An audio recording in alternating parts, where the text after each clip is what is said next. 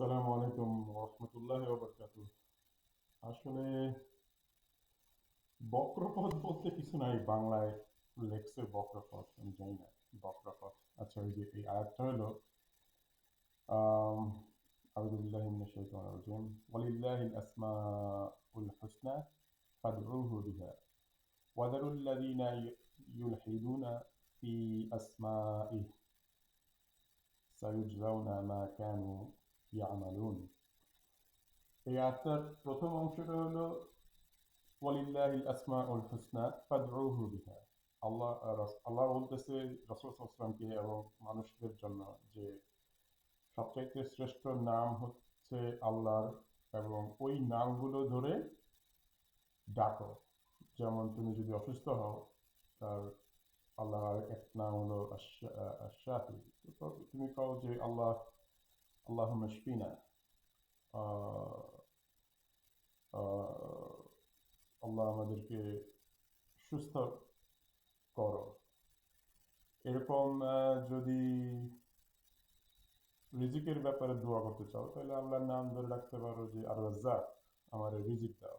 অথবা শাফি, আমার স্বাস্থ্য সুস্থ থাকার তৌফিক দাও। তারপরে আয়াতে এখানে উল্লেখ করছে ওয়াজারুল্লাযিনা, যারা নাকি তাদেরকে তাদের থেকে দূরে থাকো, ইয়ালহিদুনা ফি আসমাই, যারা নাকি এই নামগুলো থেকে আহ, এই নামগুলোর ব্যাপারে ভিন্ন মতামত আহ, রাখে। সাইয়ুজজাউনা মা কানু ইয়ামালুন। তাদের সাইয়ুজজাউনা মানে হলো জাযা, জাযা মানে হলো পুরস্কার। তাদের পুরস্কার, আম, তাদেরকে পুরস্কার দেওয়া হবে যেটা তারা আর্ন করে। এখন এই আয়াত পুরাপুরি, এটা হলো লিটারাল মিনিং অফ দিস আয়াত। এখন এইটাকে তুমি যদি বুঝতে চাও যে প্রথম অংশে পরিষ্কার, তুমি আল্লাহর নাম বিভিন্ন নাম ধরে ডাকো। পরের অংশে আল্লাহ বলছে যে তাদের থেকে দূরে থাকো যারা এই নামগুলো থেকে ডিসপিউট করে অথবা এই নামগুলোকে মিসইউজ করে, মানে ভালোভাবে ব্যবহার করে না। আর আহ, তাদের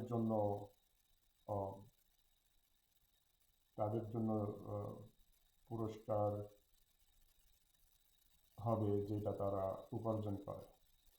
এখন তুমি যদি কয়েকটা আয়াত উপরে যাও, তাহলে তুমি দেখতে পারবা যে, মনে করো, শুরু করি হয়তো 177 নম্বর আয়াত। مثلا قوم الذين كذبوا بآياتنا وأنفسهم كانوا يظلمون। আম, খারাপ, সবচাইতে খারাপ হইতে পারে উদাহরণস্বরূপ একটা কওম যে নাকি আল্লাহর আয়াতকে অবিশ্বাস করছে, আল্লাহর আয়াতকে অবিশ্বাস করে, এবং ওয়া আনফুসাহুম কানু ইয়াযলামুন, এবং তারা তাদের নিজেদের উপরে জুলুম করে। তারপরে কইছে 178 নম্বরে,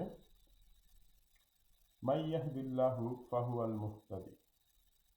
আল্লাহ যাদেরকে হেদায়েত দেয় তারা হবে হেদায়েত প্রাপ্ত। এই আয়াতটা এইভাবে বোঝা না।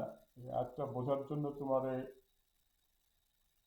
আরো আয়াত সংযোগ করতে হবে। যেমন মোস্ট ইম্পর্টেন্টলি আল্লাহ কইছে ফামান শাআ ইউমিন ওয়ামান শাআ ইয়াকফুর। তো যাকে খুশি তাকে বিশ্বাস করতে দাও, যাকে খুশি তাকে অবিশ্বাস করতে দাও।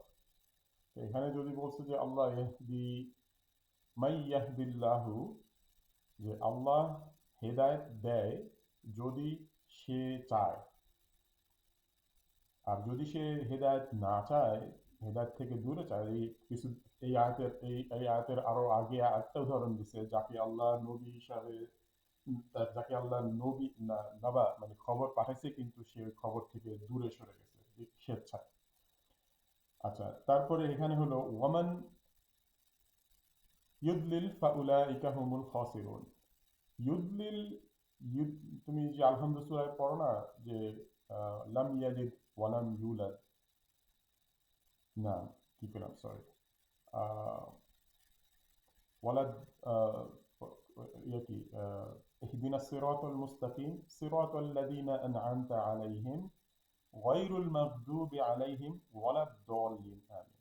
আমাদেরকে হেদায়েত দাও যারা সরল পথে আছে, আর তাদের মতো হেদায়েত দিও না এই যে যারা নাকি দল্লিন। দল্লিন মানে হলো যারা নাকি পথভ্রষ্ট হয়েছে, পরিষ্কারভাবে বুঝতে গেলে। আর যারা নাকি ইউদিল, যারা নাকি দল্লিন, তারা হলো খাসিরুন, মানে ক্ষতিগ্রস্তকারী।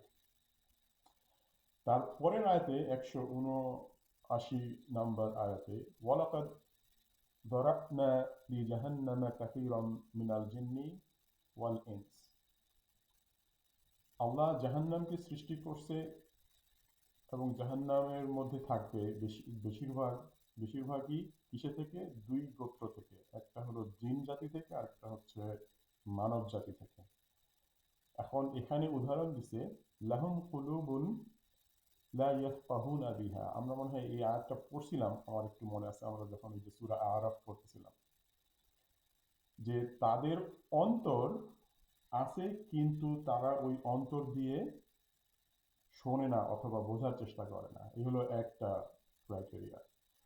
আরেকটা হচ্ছে ওয়ালাহুম আয়ুন, তাদের চোখ আছে, লা ইয়াবসিরুনা বিহা, তারা ওই চোখ দিয়ে দেখে না। ওয়ালাহুম, এবং আযানুন, তাদের কান আছে, লা ইয়াসমাউনা বিহা, তারা ওই কান দিয়ে শোনে না।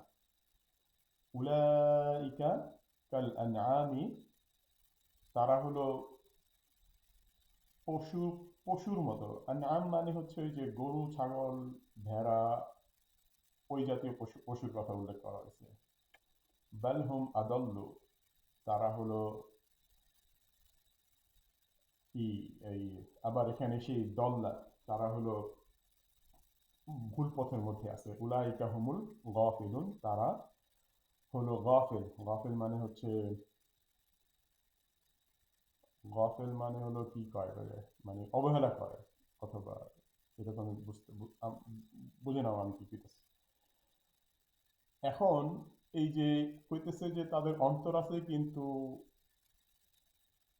ওই অন্তর দিয়ে তারা বোঝার চেষ্টা করে না। এখন এটা কি হার্ট, এই হার্ট কি, যে হার্ট পাম্প করে রক্ত, সেটা না, ওইটা না।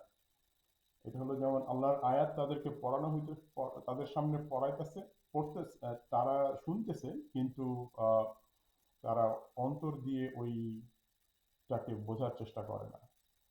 অথবা তাদের চোখ আছে কিন্তু চোখ দিয়ে সবই দেখতে পারতেছে কিন্তু ওই চোখ দিয়া যেটা দেখা উচিত সেটা দেখে না। আবার তাদের কান আছে, কান দিয়া তাদের যেটা শোনা উচিত সেটাও তারা শোনে না। আচ্ছা, এখন পরের আয়াতে আসছে হলো ওয়ালিল্লাহিল আসমাউল হুসনা ফাদউহু বিহা।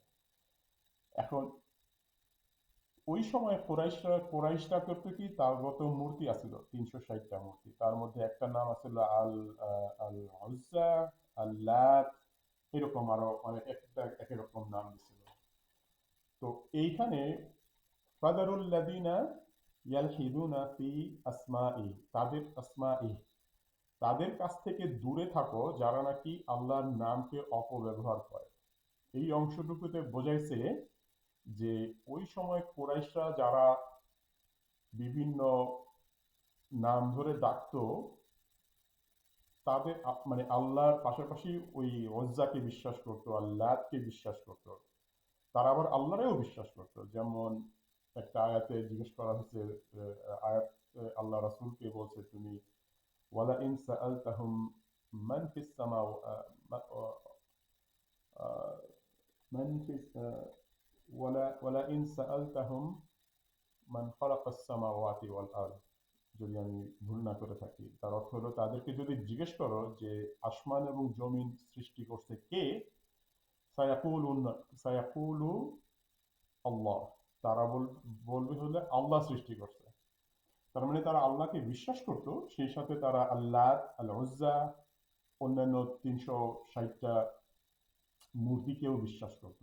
যেমনটি এখনকার সময়ে প্রচুর ধর্ম আছে যারা বিভিন্ন মূর্তির বিভিন্ন নাম দিছে এবং ওই মূর্তির নাম ধরে ডাকে। তারা বিশ্বাসও করে যে এক সৃষ্টিকর্তা আছে।